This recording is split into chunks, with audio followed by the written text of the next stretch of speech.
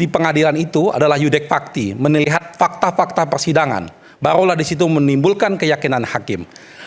Banyak sekali dalam hal putusan tersebut terjadi manipulasi fakta-fakta persidangan oleh putusan, oleh hakim dalam putusannya itu tersebut. Karena kita melihat sidang ini terbuka untuk umum, kita rekam dan semua menyaksikan, banyak sekali hal-hal yang seharusnya tidak pernah ada dalam persidangan tapi dikatakan dalam putusan. Untuk memberi penjelasan yang mungkin dapat diterima, pertanyaan saya lebih dulu saya kemukakan, apakah kebijakan bisa dipidana? Jawabannya adalah tentu ada yang bisa, ada yang tidak. Artinya bisa? Artinya bisa. Oke. Bagaimana mengukur bisa dan caranya, itu diatur di Undang-Undang Nomor 30 Tahun 2016 di pasal 10 tepatnya. Adanya asas-asas umum pemerintahan yang baik, good government atau good governance, itu mempunyai rambu-rambu untuk mengukur apakah kebijakan pejabat publik ini bisa dipersalahkan atau tidak dipersalahkan. Ini kira-kira yang jadi dasar lebih dahulu. Kenapa? Karena kebijakan itu tadi diukur dengan kerugian. Kerugian dalam bentuk apa? Apa hanya bentuk uang itu menjadi kerugian utama buat negara? Tidak. Banyak kerugian-kerugian lain yang ada pada asas-asas itu. Misalnya dalam hal ini? Saya menemukan saja kebetulan ya, kalau memang kerugian uang itu terlampau kecil misalnya, atau kerugian uang itu tidak ada. Tapi ternyata kerugian lain yang bisa dihitung dengan uang juga banyak. Apa itu? Kebijakan yang menjadikan stok barang, ya kalau ini yang tekniknya ya, secara barang. Berapa banyak stok yang tertinggal yang tidak digunakan karena saya membaca alasannya di Malaysia misalnya, perbandingannya. Memang sudah lama tidak digunakan itu, tidak bisa digunakan. Si Chromebook ini? Iya. Laptop Chromebook ini? Chromebook ini, sistem Chromebook. Di Malaysia tidak digunakan? Ya, saya membacanya seperti. Tapi kan bukan berarti kemudian di Indonesia tidak digunakan juga, digunakan lalu kemudian kesalahan? Apakah tidak diteliti dengan tepat? Diteliti dengan tepat sebelum menerbitkan kebijakan itu. Itu salah satunya. Jadi bukan uang saja. Masih banyak lagi kalau kita mau urus satu persatu. Saya tidak mengatakan bahwa ini salah, tapi berbagai hal sebagai dasar. Itu ada. Potensinya sangat ada. Kalau potensi. Iya. Tapi kalau tadi di Malaysia tidak digunakan, di Indonesia kenapa digunakan dan sangat besar? Beritanya begitu, tapi saya kan tidak 9 masuk. triliun. Sebenarnya saya ini nggak masuk ke perkara, ke kasus. Ya, saya itu hanya akan memberi pandangan tentang perundang-undangan yang mengatur terhadap kasus ini. Tadi disinggung mengenai kebijakan, nanti apa saja. Mens rea boleh saya beri pertimbangan. Yang kedua? Ya, yang kedua ya bagi saya jabatan negara ini memang tidak sederhana, harus dimulai oleh orang yang berpengalaman di sana. Jadi jabatan menteri itu kan politis, teknis sebenarnya untuk bisa menguasai bidang itu. Kalau salah, apakah itu kesalahan pribadi atau kesalahan lain, kenapa bisa diangkat sebagai menteri? Ya itu kan juga satu pertimbangan lain dari sebuah kebijakan diambil oleh orang yang tidak punya kompetensi keilmuan, misalnya pengalaman. Ini juga masih banyak lagi. Itu ada 17 itu AAUPB yang dimasukkan di sana. Saya ikut membidani undang-undang itu di Menteri PAN ketika itu. Tokoh utamanya itu seorang mantan hakim, saya lupa namanya. Tapi kira-kira itu menarik untuk dipakai sebagai ukuran. Apakah kebijakan bisa dipidana apa tidak? Bisa dan tidak. Bukan tidak selalu berkaitan. Dia punya potensi bisa. Ya. Tapi dalam hal ini Prof, saya ingin tanya. Kalau bicara soal Chromebook tadi, di mana letak celah kesalahannya yang mungkin dilakukan oleh Nadiem Makarim? Oleh karena itu saya sudah memastikan saya tidak membahas kasus. Saya membahas hukumnya. Potensi saya katakan. Hukumnya untuk bisa menjawab pikiran-pikiran yang sudah sangat dinamis di masyarakat. Itu saja. Jadi nanti kalau ada yang lain berkaitan dengan ini, ada 4 paling tidak. Bagaimana ada orang yang lari? Orang yang lari ini Yuristan, ya DPO. Ini kan juga salah satu kekurangan dari bagaimana pembuktian nanti melengkapi yang sesuai. Itu membentuk keyakinan hakim bahwa ada hal yang ya tentu tidak DPO ini hilang atau dihilang. Ganjil di sini. Kita mengalami banyak kasus seperti ini. Nah artinya orang itu sulit diminta keterangan dan gagal untuk dimintakan keterangan karena orang penting sekali, orang sangat penting bagi pandangan saya untuk mengukur perkara. Pak Jasman, Anda punya pendapat bahwa tadi dikatakan oleh Bung Agung, tidak ada celah sedikit pun untuk bisa menyalahkan Nadiem. Anda sepakat dengan itu? Ya, Dalam kasus pengadaan laptop. ya silakan aja berpendapat seperti itu. Tapi jaksa yang melakukan penyidikan dalam kasus itu telah berkeyakinan telah terjadi kesalahan, maka dilimpahkan ke pengadilan dan kemudian hakim pun sependapat sehingga dijatuhi hukuman. Jadi kalau orang berpendapat A atau B itu boleh-boleh saja. Makanya sebenarnya harapan kita pada para petinggi atau para ilmuwan, marilah kita mengedukasi masyarakat. Jangan malah kita bodohin masyarakat itu. Ya, tapi kan perlu ada data di mana sesungguhnya yang merupakan celah, yang merupakan oh ini nih kesalahan Nadiem. Kesalahan yang pertama, ini proyek pengadaan Chromebook itu kan gagal, proyek gagal ini. Proyek gagal. Proyek gagal. Kenapa gagal? Ya kebetulan tempatnya pun ini kan ada namanya 3T ya.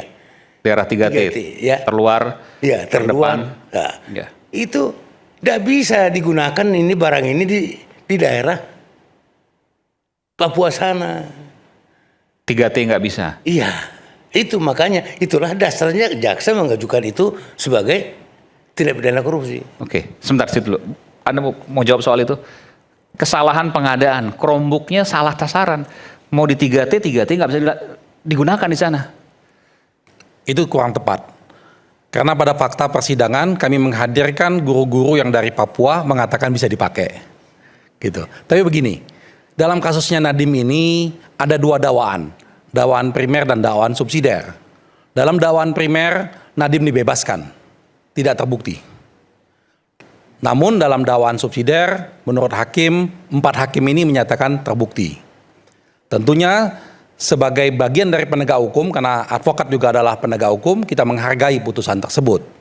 Tetapi yang tadi disampaikan oleh Pak Jasman, kita harus mengedukasi masyarakat dengan benar. Dan itu kewajiban moral kita sebagai bagian dari penegak hukum. Bahwa putusan-putusan yang tidak profesional, yang memang menyalahi prosedural, harus kita kritisi. Karena kalau tidak, akan tercipta ketidakpastian hukum. Kita ingat bahwa kepastian hukum itu merupakan hal yang fundamental buat negara kita ini sebagai negara hukum. Karena kepastian hukum inilah yang mendatangkan investor ke Indonesia. Kalau tidak ada kepastian hukum, para investor akan takut untuk masuk ke Indonesia. Oleh karena itu, kami dalam kasus ini sudah menyatakan banding dan tadi kami sudah resmi memasukkan banding. Sedangkan untuk penyalahan gunaan perilaku hakim, penyalahgunaan perilakunya hakim, kami sudah melaporkan ini ke Komisi Yudisial secara resmi.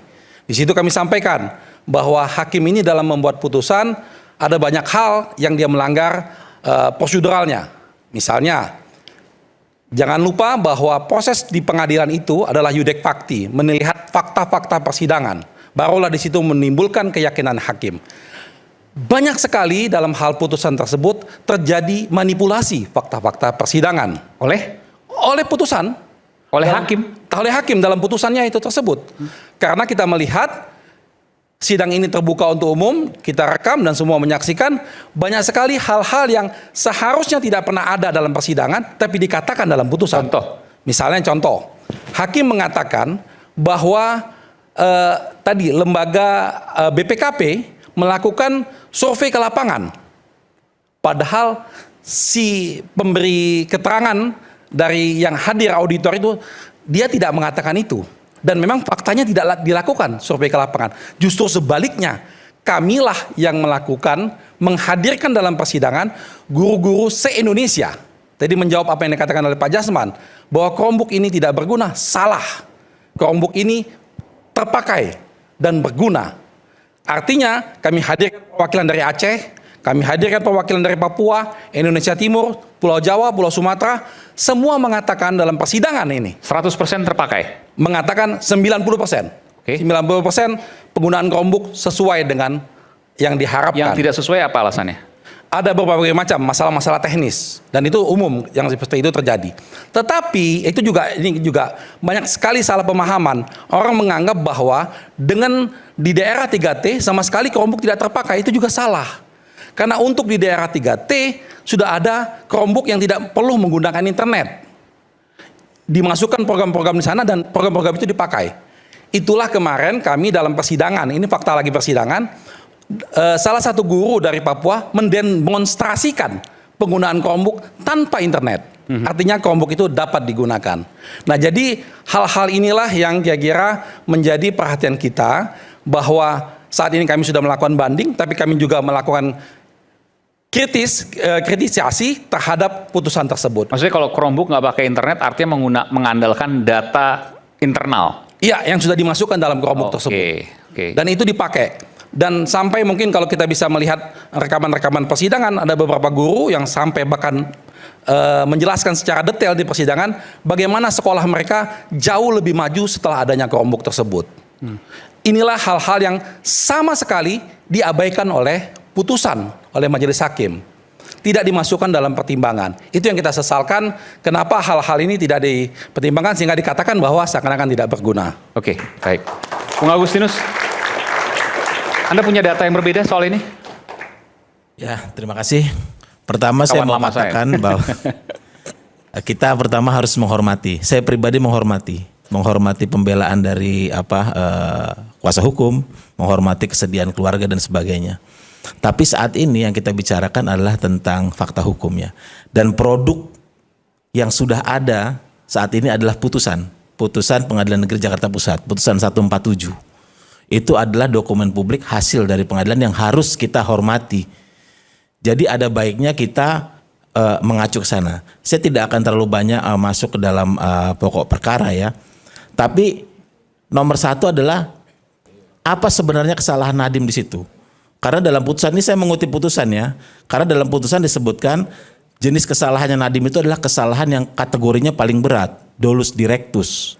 Apa jenis kesalahannya? Saya kutipkan pada halaman 892 dari putusan, bahwa intinya adalah Nadiem adalah Mendikbudristek yang menerbitkan 2 peraturan menteri yang secara spesifik mencantumkan merek Chrome OS dan Chrome Education Upgrade.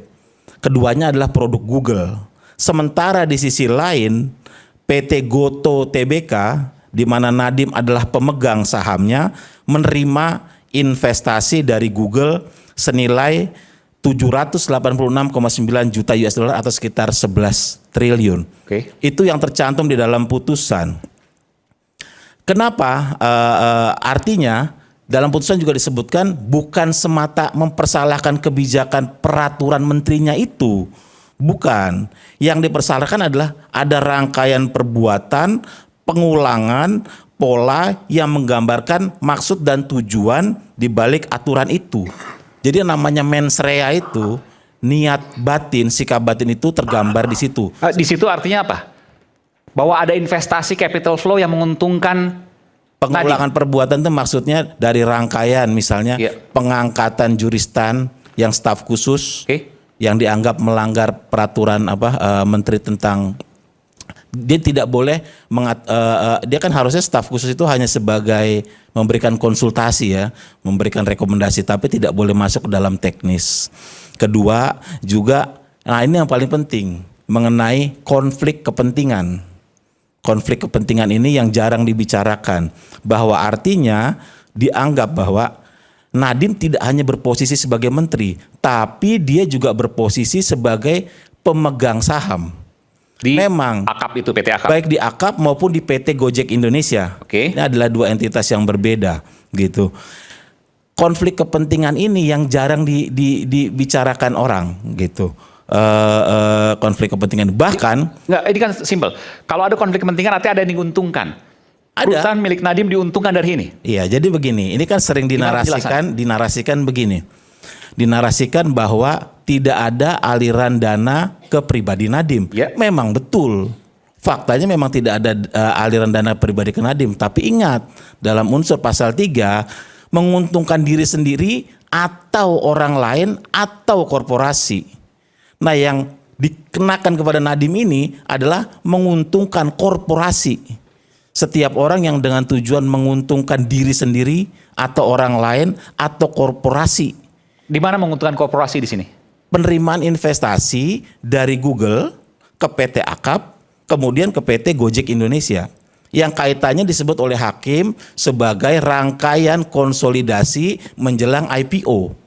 Itu yang ada di dalam putusannya. Iya, iya. Cuma ini terkesan memang kita tidak bisa memahami secara mudah. 11 triliun masuk ke perusahaan yang terafiliasi dengan Nadiem. Iya, Kurang lebih itu. seperti itu. Ada yang mau jawab? Silakan Bung Agus. Jadi 11 triliun. nggak begitu. Jadi Goto ini masuk ke Google ini masuk ke Akap tuh dari tahun 2017. 2017 tuh sudah masuk. Kemudian masuk lagi tahun 2019 pada bulan Oktober ya kalau nggak salah ya. Oktober ya. Tahun 2000. 2000. Saya ngelihat anunya. Jadi Tahunnya, mungkin tahunnya aja. tahun-tahunnya. Jadi kalau nggak salah 2020 seperti itu. Dengan kata Tapi lain. udah lama lah Google, Ya, ini jadi dia masuk. tuh ada 3 kali masuk. Jadi Oke. 3 kali masuk. Saya nggak lihat datanya, saya nggak bawa datanya. Tetapi harus digambarkan bahwasanya berapa sih sebenarnya sahamnya Nadiem di PT Akap ini. Kalau Dia dikatakan mengambilkan menguntungkan, oke. Saham Nadiem itu 3,46% Bapak Pak. 3,46%. Kalau ditambah dengan saham Google itu angkanya tuh 6%. Saham itu tidak menyebabkan baik Nadiem maupun Google baik secara sendiri-sendiri maupun secara bersama-sama bisa kemudian merubah aksi korporasi. Ingat bahwasanya keuntungan itu tidak didapat ketika saham itu masuk. Itu nggak ada keuntungan. Keuntungan kan ada Pak, definisinya. Makanya ada laporan laba dan rugi. Setelah kemudian sebuah perusahaan beroperasi ada laba dan rugi. Nah ini orang masuk modal itu belum ada keuntungannya. Oke, Mana ada keuntungannya? 11 triliun belum ada keuntungannya, baru masuk. 11 triliun nggak ada. 804 miliar. 11 triliun, silakan Denmar. Sebenarnya ceritanya begini, ini cerita besarnya adalah tentang bisnis startup yang ujung-ujungnya adalah profit melalui exit di IPO pada tahun 2022. Jadi ingat ya, jadi kita harus lihat, jadi ujung follow the money. Uangnya itu adanya di IPO. Ketika Goto IPO, dia berhasil menghimpun dana 15,8 triliun. Valuasi Goto saat itu 400 triliun. Jadi Akap itu berdiri 2015, dalam waktu 7 tahun 2022 sudah 400 triliun. Oke. BCA, BRI dan sebagai perusahaan gede butuh puluhan tahun untuk itu. Jadi cerita besarnya itu tentang itu. Selama rangkaian itu 2015 sampai 2022 terjadi apa yang namanya valuasi. Peningkatan valuasi, investor ini masuk, investor ini masuk, investor ini masuk. Nah, itu sebetulnya hal yang tidak apa-apa, praktik yang lazim dalam suatu bisnis. Aksi korporasi lah, oke. Masalahnya selama dalam rangkaian itu ada instrumen negara yang dipakai. Posisi Nadiem sebagai menteri penyelenggara negara di situ persoalannya. Ini bukan swasta. Jadi valuasi perusahaan milik Nadiem meningkat sangat signifikan, bahkan perusahaan tadi yang sebutkan tadi nggak bisa seperti itu Aiman, puluhan tahun. apa hubungannya sama pengadaan harga laptop? Nah sebentar. Apa coba begini. hubungannya coba? Jadi begini, cerita besarnya begini. Jadi pada Juni 2022, pernah saya diundang sebagai narasumber di Panja Komisi 6 DPR yang membahas investasi Telkomsel di Goto sebesar 6,4 triliun. Saat itu terungkap. Jadi sebetulnya sebelum kasus Chromebook ini, saya soroti kasus Goto. Saat itu terungkap bahwa salah satu alasan Telkomsel masuk ke dalam Goto adalah karena dia melihat ada Google di sana. Ya. Google. Ya, Google masuknya lebih dulu, makanya Telkomsel masuk 6,4 triliun. Nah, mengenai Chromebook ini persoalannya adalah konflik kepentingan tadi, tujuannya adalah menciptakan relasi bisnis strategis antara Goto TBK, Goto ya, perusahaannya Nadiem, dan Google sebagai investor. Nah, valuasi itu terbentuk adalah melalui aksi korporasi. Karena Google masuk, valuasi naik. Naik. Dan kenapa Google masuk? Karena Nadiem menjabat sebagai Mendik. Itu yang disebut oleh hakim Mendikbud sebagai Ristek ada Dikti. korelasi temporal dan substansial.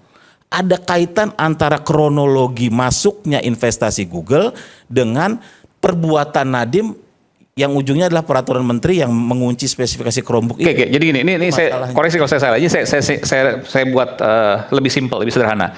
Jadi valuasi nilai perusahaan milik Nadiem, Goto, Akap ya aplikasi karya anak bangsa itu naik karena ada Google masuk di sana.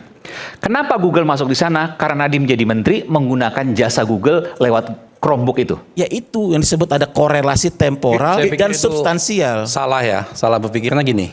Jadi ini cara berpikirnya yang di dalam dakwaan di copy paste oleh hakim sehingga dikutip tadi.